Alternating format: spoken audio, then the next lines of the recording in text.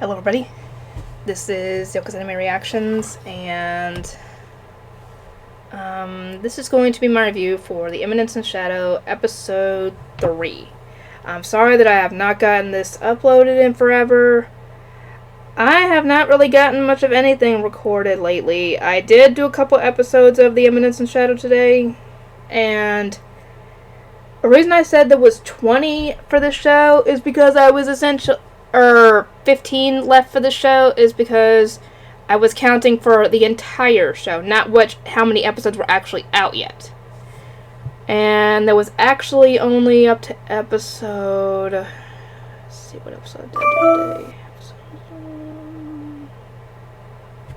Let me actually check real quick. I actually have it still pulled up.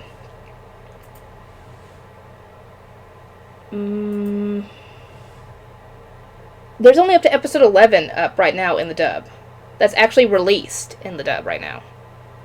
So, I've only gotten... Dang it! I had it and I lost it. I've gotten up to episode 7 recorded. I was going to start episode 8, but I might have to wait till tomorrow, or wait till Saturday to do it, depending on if I have to work tomorrow. And originally, this was going to be a blind reaction, but when I originally did it, I didn't realize that the recording messed up, and my recording software froze until after I had finished. And normally, it wouldn't be that big a deal. I would just go back to where I had messed up and re-record that portion if it was near the end of the episode. It was near the beginning of the episode when that happened. I was like, really? Really? It lost all that blind reaction, which was... Oh my god, I hated that so much. But essentially, I actually realized that the character's name was Sid, and he's going by the alias of Shadow, so now I know that. And, he is now attending the same school that his sister is going to. And,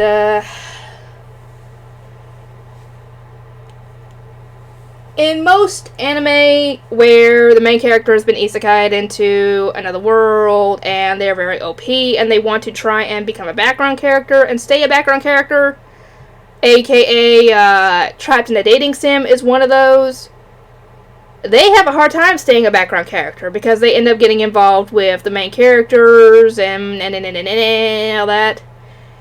Sid actually follows through with trying to stay a background character. He doesn't try and take the spotlight. He doesn't show how OP he is or anything.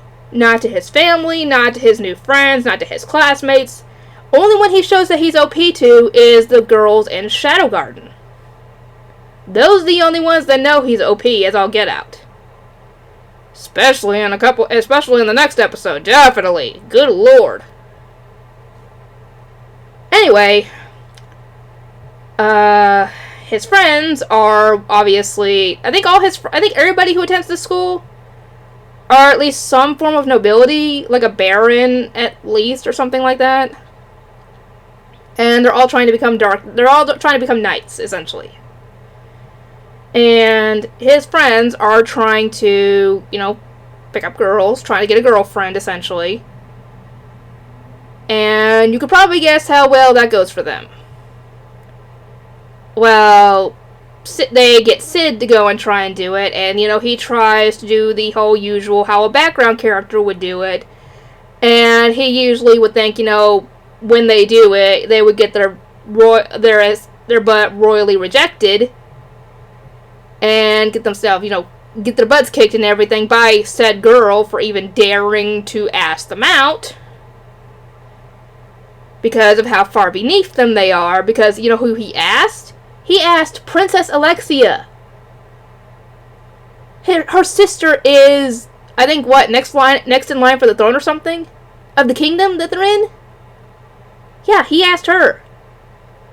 And I was expecting her to essentially reject him the way he probably thought he was going to get rejected. I was expecting her to say, "How dare you ask me out?" and then kick his butt, essentially. That's what I was expecting him to do. Or I was expecting her to do, essentially.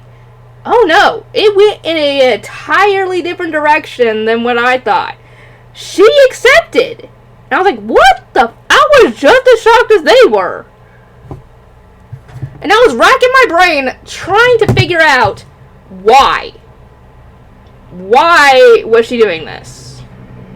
Why was she doing this with someone that was so far beneath her status-wise, that didn't have anything to offer, like status-wise, finance-wise, political-wise, anything like that?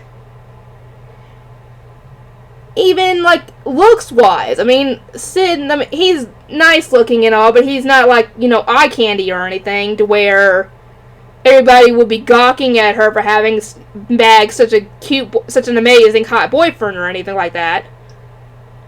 No. Like I said, he was just as shocked as his friends were, because they were all expecting him to get rejected. Because, like I said, he didn't just pick anybody to try and ask out. He asked the princess out. And he was like, this is so not a background character move. And he's essentially thinking he's the main love interest in a cheesy otome game. Because of this. And most everybody is watching this just as confused as they are as to why the princess even accepted going out with him. And like I said, everybody is very confused by this. Everybody. Until I find out that she's got a fiancé. I'm like, wait a minute. She's got a fiancé, so why would she accept having a boyfriend? Because usually in this school, from what I've seen so far, whenever a girl is betrothed to somebody, the guy in question, the one she's betrothed to, her fiancé, doesn't like her being around other guys, essentially. Case in point, Sid's friends later on in a future episode. So why would she go and accept having a boyfriend if she's already betrothed to somebody? Only reason would be she doesn't want to be betrothed. And she's using... No, actually, there are two reasons. One, she doesn't want to be betrothed, and she's trying to use Sid to get her fiancé to agree to get out of the relationship. Or two, she actually does like her fiancé and is trying to make him jealous by using Sid to make him jealous. Those are the only two possibilities that would make any kind of sense. And one thing I was very confused about, and still I don't think I ever got an answer, because I haven't really, done any more readings on the light novel. Whenever they would go home at night, due to him and his friend, being in the lower class, they have to stay in the lower city dorms, which are a lot further away from, the high status dorms in the school. Since Alexia is a noble, or rather royalty, I should say, shouldn't she be staying in the palace? So why is she riding this train with Sid at night? Like she's going to her dorm. Where is she going? She's essentially just taking the train wherever he goes and then just turning right around and going right back where she has to go. So what the heck is she wasting her time for? Oh, and yeah, she's very tsundere, I guess would be the word for it. And we come to find out that she feels very inferior to her sister when it comes to her fighting style and fighting in general. And even though her sister tries to encourage her, she essentially thinks that her sister will never understand her when it comes to how she feels about all this. And I also come to find out that apparently in this world, fighting styles are a very closely guarded secret in different kingdoms. So a fighting style in one kingdom, you cannot pass on in another kingdom, because essentially if you tried that, you will be killed, essentially. So essentially it's like a treasure.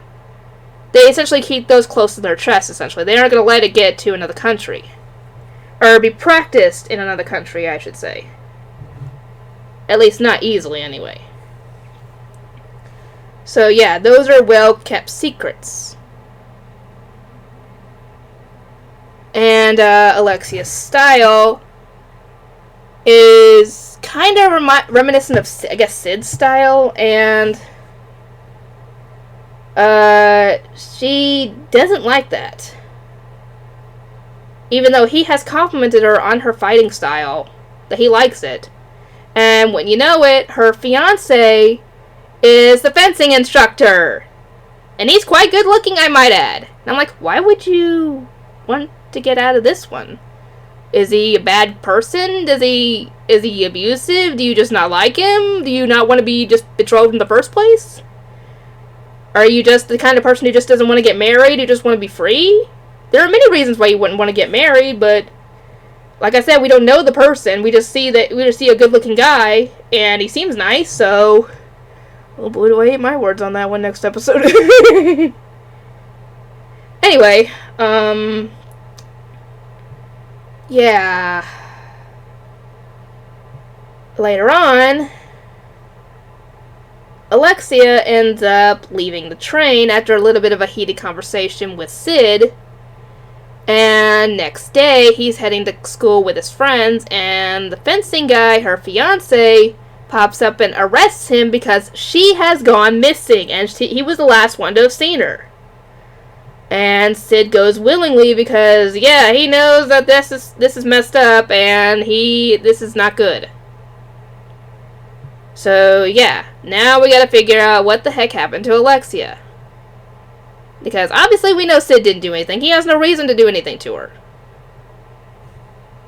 Anyway, yeah, if you guys want to offer your inputs on this episode, feel free to. And if I missed anything important, let me know. Or if I'm wrong about anything, let me know. And I'll see you guys next time.